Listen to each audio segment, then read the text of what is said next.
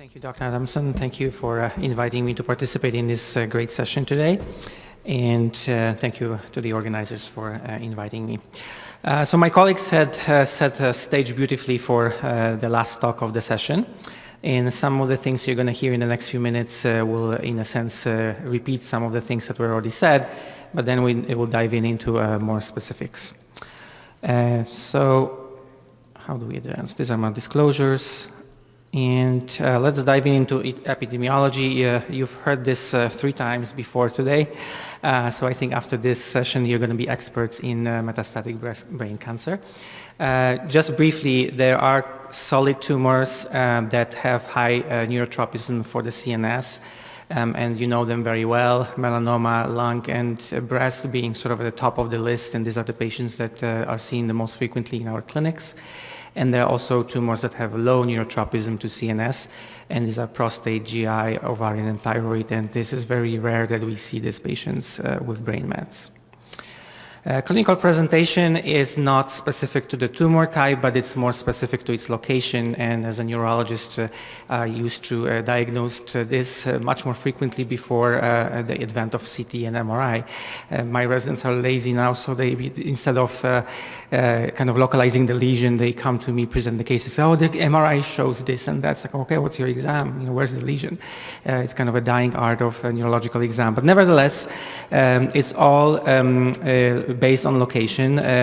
Many of our patients with brain mets will develop headaches, up to 40% of the patients throughout the course of the illness.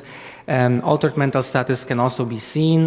This is more frequently seen in conjunction with leptomeningeal disease and some complications associated with this, such as hydrocephalus. We, of course, have focal weakness and seizures. Many of our patients who have single mets frequently present with seizures, and I will show you an example of that. And finally, if you have tumors or multiple lesions in the posterior fossa, you can have presentation with gait disturbance or balance difficulties. I divide complications in patients with brain mets into 2 categories. The first category is really disease-related. There is mass effect from the tumor itself, and many of the mets will cause sort of a peritumoral edema that has been discussed previously. And this can cause symptoms. Hydrocephalus can be a complication depending on the location of the lesion. If the lesion happens to obstruct CSF spaces, patients can present with acute hydrocephalus. It is rare in solid tumors. However, when a patient presents with coexisting leptomeningeal disease, hydrocephalus can frequently be seen, and this can be both communicating and non-communicating hydrocephalus. Seizures, again, depending on location. However, many of these tumors are present at the sort of a cortical ribbon and white-gray junction, and many of them can be present in eloquent areas leading to focal seizures, specifically motor seizures. Alteration of mental status can also be present, and this depends not only on location but also on the tumor burden. And as you know, some of our patients present with solitary mets, but there are also patients who present, especially with melanoma, can present with multiple mets at the same time, and this can globally affect their cognition. Treatment-related changes are partly our fault. We create them. And one of the complications that we see frequently is radiation-induced injury to the white matter that can result in cognitive dysfunction. More acutely, swelling can develop as a result of radiation, and patients can have acute neurological symptoms such as weakness or headaches. Systemic chemotherapy also can cause morbidity in our patients, specifically symptoms such as fatigue, nausea, vomiting, but also brain damage. And one such an example is methotrexate that can injure and damage white matter quite significantly, resulting in cognitive dysfunction. I will show you some examples of that. And finally, intrathecal therapy can also cause directly injury to the brain, but can also cause more unusual symptoms or complications such as Cauda-Equina syndrome that can be present in patients who are treated with intrathecal therapy. This slide shows an example of a patient with a solitary brain met. This was a patient of mine, a young woman in her late 30s with triple negative breast cancer. She did great after her initial treatment for breast cancer, and then 3 years later presented with a seizure. A seizure led to ER evaluation, and this is her scan at the time of this evaluation. You can see an enhancing solitary lesion in the temporal lobe. This tumor was eventually removed. Patient was followed with SRS, and she did very well for many years without signs of disease. So this was a presentation based on location. This is another patient of mine with transitional bladder cancer who presented with balance difficulties. He was falling a lot at home, and when we scanned his brain, that's what we saw. Quite dramatic picture, as you can see, innumerable metastatic lesions in the posterior fossa predominantly, leading to quite disturbing symptoms. This patient also had positive CSF. He had leptomeningeal carcinomatosis and was treated with whole brain radiation, and this was followed with intrathecal chemotherapy. He survived for a few months with improvement of some of his symptoms, but unfortunately eventually succumbed to the disease. Once we made a diagnosis, what is the prognosis? And we've heard this before today as well, and not to belabor too much on the slide, but just remember that age and KPS are the two major prognostic factors in metastatic brain cancer. One other factor that sometimes is forgotten is systemic disease, and what is the status of the systemic disease. Patients who tend to have well-controlled systemic disease or disease confined to CNS, and I see this a lot in breast cancer patients where they don't have any systemic disease active at all, and the only site of the disease is CNS.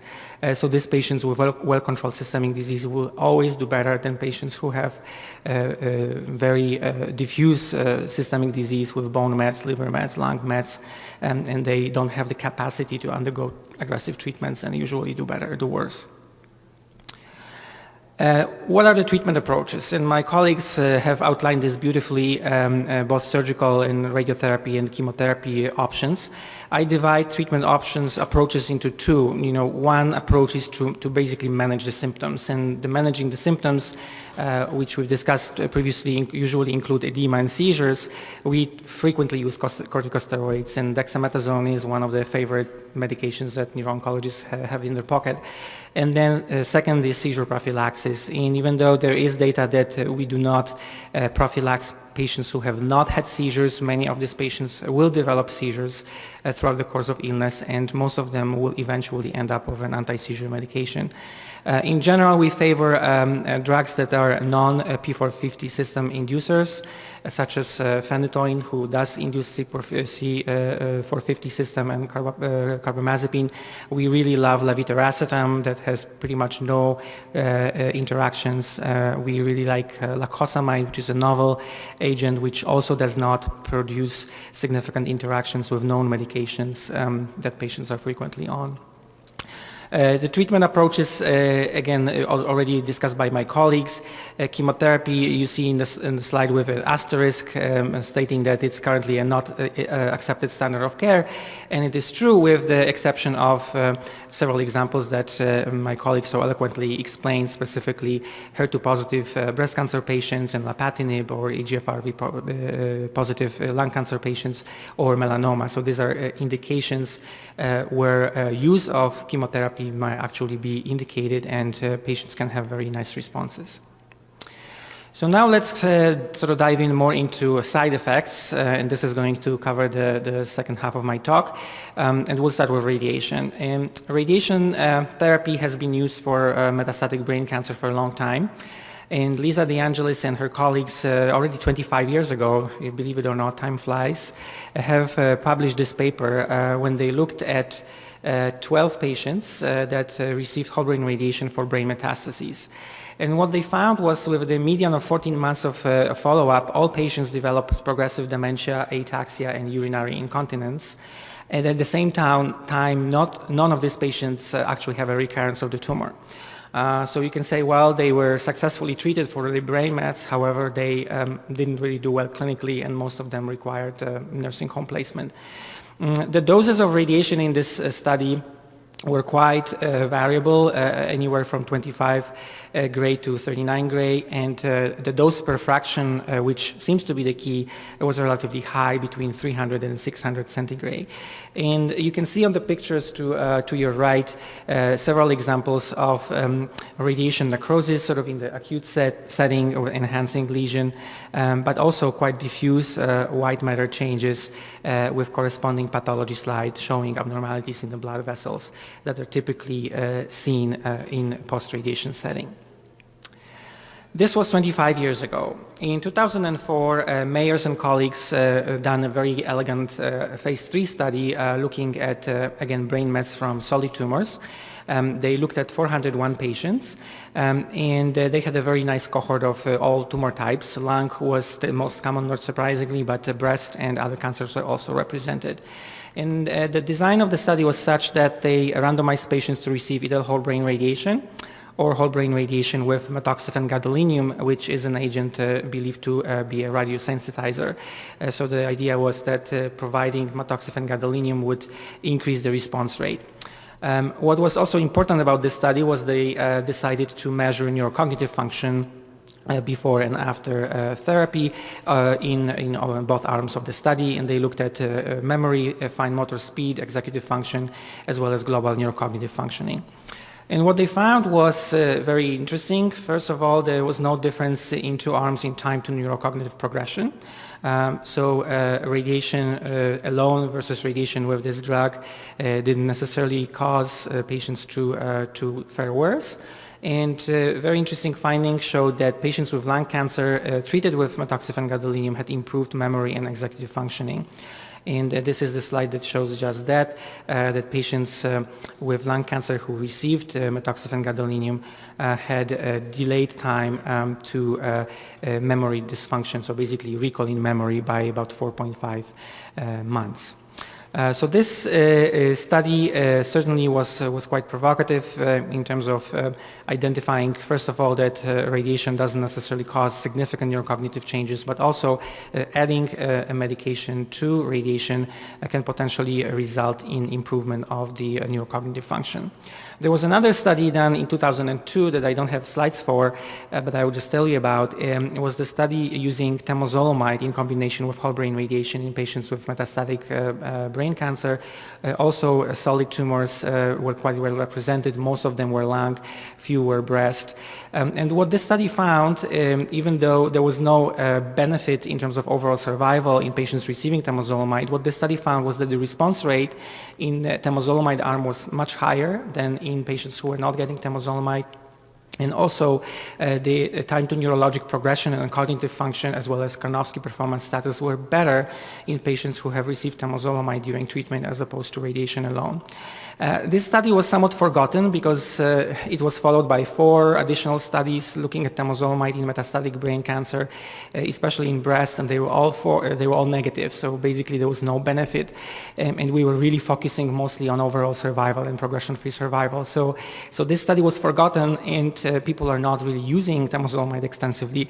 However, if you really dig deep and look at the cognitive component of the study and response rate, there might be some benefit, and identifying that temozolomide is usually quite well tolerated in our patients. It might be something to consider in select individuals when you are using whole brain radiation. So the major question that arises when we get to the quality of life in our patients is how are we going to measure it? And it's a very challenging task because there is very many tools to measure quality of life out there. And the way we do it is unfortunately very inconsistent. Clinical trials are really the only venues where quality of life in our patients can be measured. In sort of a day-to-day clinical life, when we have patients not on clinical trials, we typically assess them, we estimate Karnofsky performance status, we ask them a few questions, how are you doing, and that's about it. So it's a very crude way of assessing quality of life, and we really need to get better with that.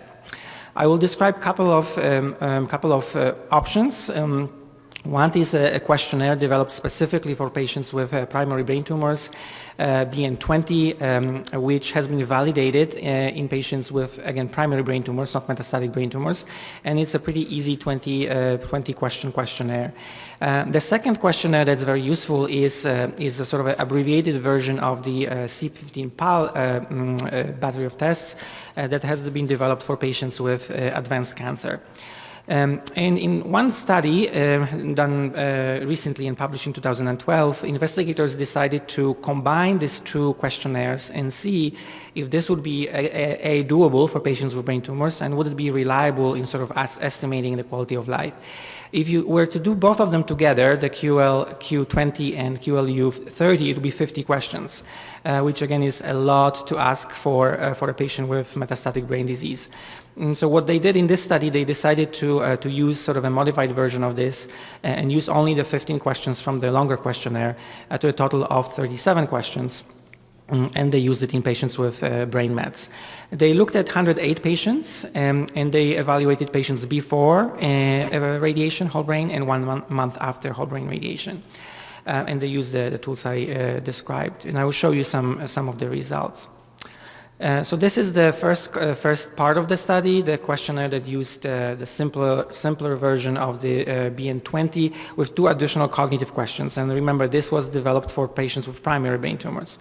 And what they've seen in this particular case is that patients following brain radiation had improvement in several domains. When you look at this graph, the higher score is indicating worsening of symptoms. So lower bars are good bars and higher bars are bad bars. So when you can look at the white bars, which are the bars after radiation, you can see that patients have improved in a lot of different domains. First of all, a future of uncertainty. Patients were feeling better about their outcome. Motor dysfunction was improved. There were other measures that also improved, but were quite significantly improved. When they used the abbreviated version of the longer questionnaire for patients with metastatic cancer, they also seen, quite interestingly, the same results, similar results. Again, the same, this graph needs to be read the same. So the white bars are after radiation, and the lower the bar, the better the symptoms. So again, physical functioning was improved, pain was improved after radiation, nausea and vomiting was improved, insomnia was improved. So it was a lot of different aspects of the quality of life of the patients after completion of whole brain radiation that were improved.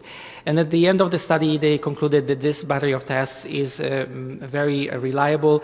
It tested well in the field, and it should be used in patients with metastatic brain disease in lieu of other more complex questionnaires, and specifically the 50-question questionnaire that half of the patients would never fill out anyway. What are the problems with testing? And I alluded to some of them already. First of all, the real impact of whole brain radiation on neurocognitive function is not fully understood, and as you could see over time, there is some conflicting data. And the reason for that is the variability of time to assessment. So sometimes people get assessed 1 month after treatment, sometimes 2 months, sometimes 3 months. Definition of neurocognitive impairment, what are you measuring? And we are all aware of different tests being used in different clinical trials, and sometimes it's extremely difficult or almost impossible to compare the data because of just that.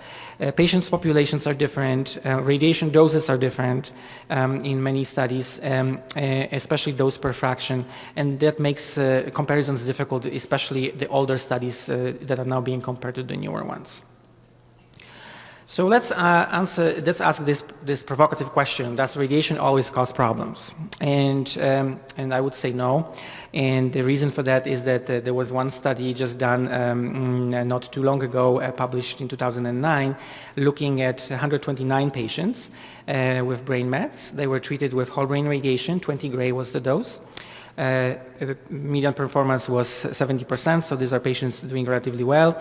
And most of the patients were complaining of typical symptoms that we described before: headaches, weakness, fatigue, and balance problems.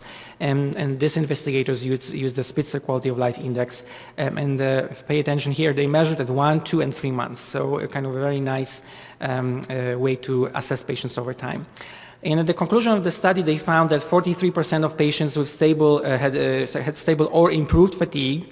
So even though acutely, as we all know, most of our patients complain of worsening fatigue during radiation, almost half of these patients had improved fatigue after treatment, and 47% of patients with had stable or improved neurological status. And specifically pay attention to the last two, and I put arrows there so you can focus just on that. So look at 2 months and 3 months, and this is the percentage of patients having the neurological function of 0, which means no neurological deficits.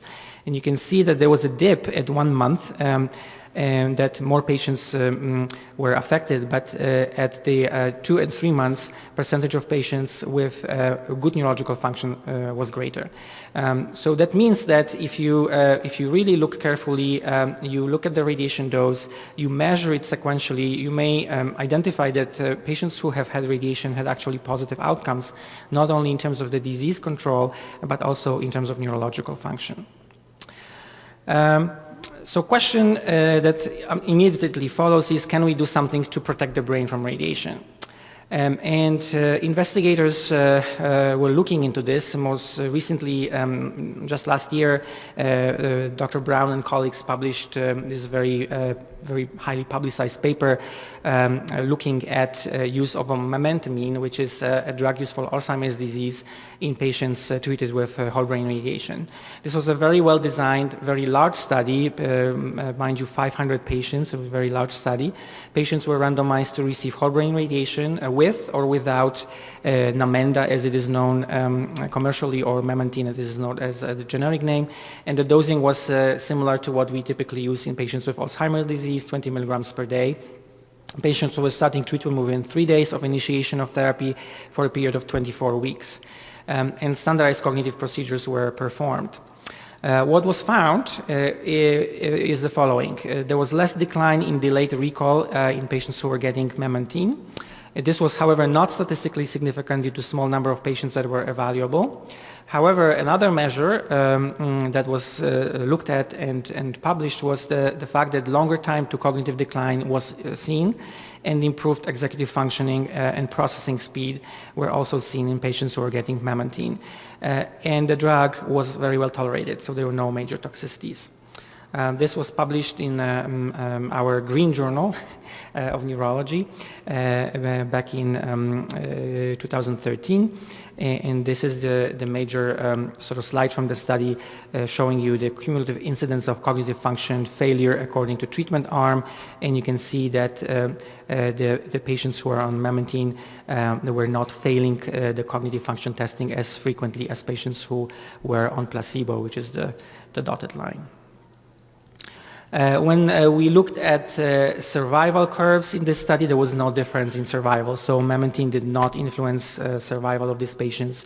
However, it did, as you have been able to appreciate, seen improvement in cognitive function. Another subject that has been also brought up today was stereotactic radiosurgery versus whole brain radiation, and how does it influence cognition. This is the study done by Chang and published in 2009.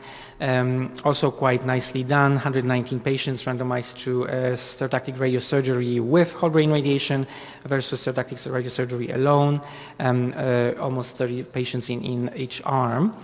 And median follow-up was 9.5 months. And what you can see in this study, the results shown were the following. The probability of drop in the recall was greater in patients who were getting whole brain radiation, was 52%, versus 24% in patients who were getting stereotactic radiosurgery alone.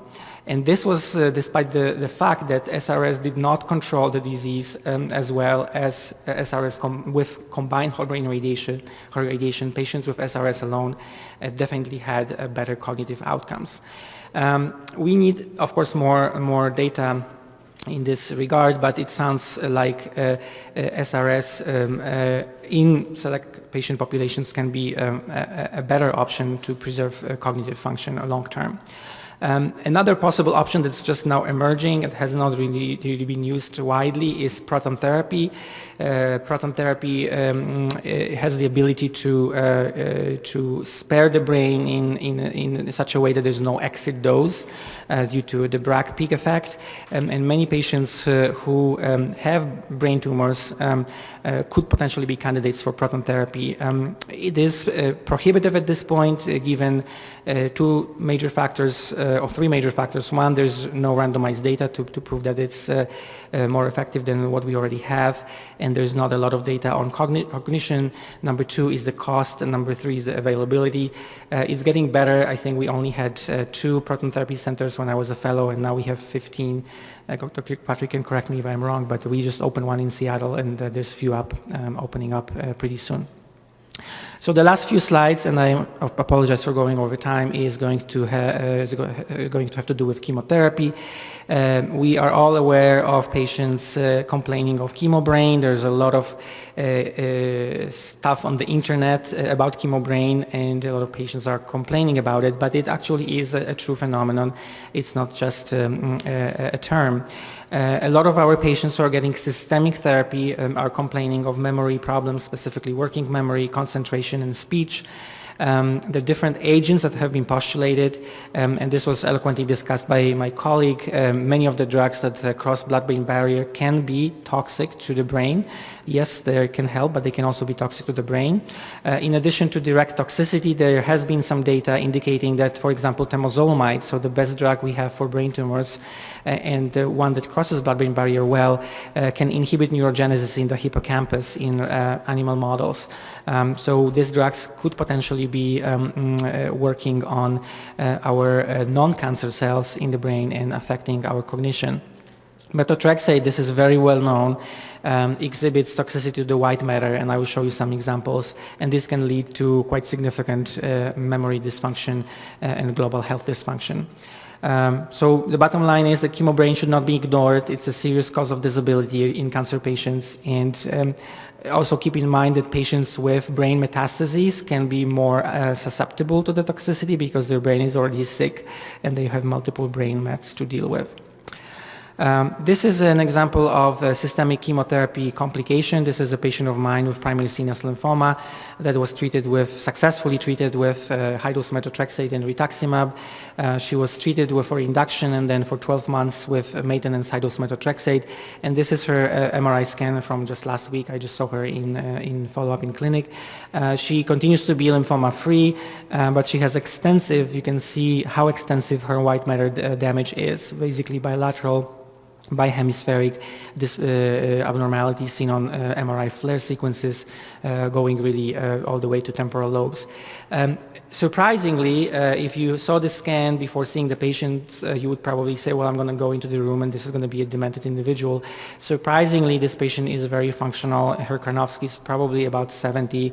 She does have some difficulties with short-term recall, but is independent for most of her ADLs. And she's living a relatively good life. This is another example of a different patient of mine. This is an example of local chemotherapy complications. This is a patient with an Ommaya reservoir. You can actually see the reservoir right here. Who was getting injections with intrathecal liposomal cytarabine for treatment of carcinomatous meningitis. And after several injections, she presented with headaches and some cognitive difficulties. And this is an MRI that we did. You can see a sort of very focal FLIR-T2 signal abnormality around the catheter. This has to do with the backflow of the chemotherapy from the tip of the Ommaya reservoir, causing sort of local inflammation and damage to the white matter. We discontinued therapy with liposomal cytarabine for this patient. We used steroids, and over time she recovered and MRI returned to baseline. Finally, another thought, this is, I have 2 slides left, anti-androgenic therapy. I mean, there's a lot of enthusiasm and excitement about Avastin, and we use quite a bit of Avastin in neuro-oncology, but what I want to bring your attention to are the 2 large studies that were presented at ASCO last year, a study done by RTOG and study done by maker of bevacizumab, Roche. looking at the use of bevacizumab in newly diagnosed glioblastoma in patients undergoing radiation and temozolomide. And I'm not going to talk to you about the results in terms of survival. Just the bottom line is that it didn't work as well as we were hoping for. There was no improvement in overall survival. There was improvement in PFS, but what I want to draw your attention to is the fact that patients who are receiving bevacizumab in one of the two studies were shown to have improvement of global health. So this is the upper line, and also improved of Karnofsky performance status as opposed to patients who were receiving placebo. Bevacizumab, in addition to being an anti-angiogenic agent, also has a very powerful anti-edema effects and steroid-sparing effects. The mechanism of action in terms of the improvement in neurocognitive function is not completely understood, but I think it could potentially have to do with microenvironment controlling brain edema, and that's why these patients did better. So there are drugs out there that maybe one day we'll be able to use more extensively, such as memantine and such as bevacizumab, to not necessarily improve outcomes in terms of survival and progression-free survival, but neurocognition and quality of life. And this is the last slide. In conclusion, patients with brain mets can experience symptoms related to disease process and treatment. Location of the disease and disease burden can influence severity of the symptoms, so always keep that in mind. Radiotherapy influences cognition.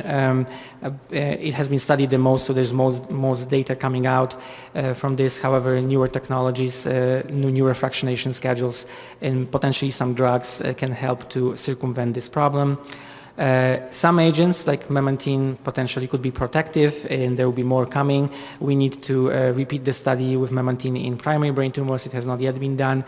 And finally, other potentially preserving approaches such as bevacizumab could be studied in patients with brain mets to see if they help our patients. And with this slide I will end. Thank you.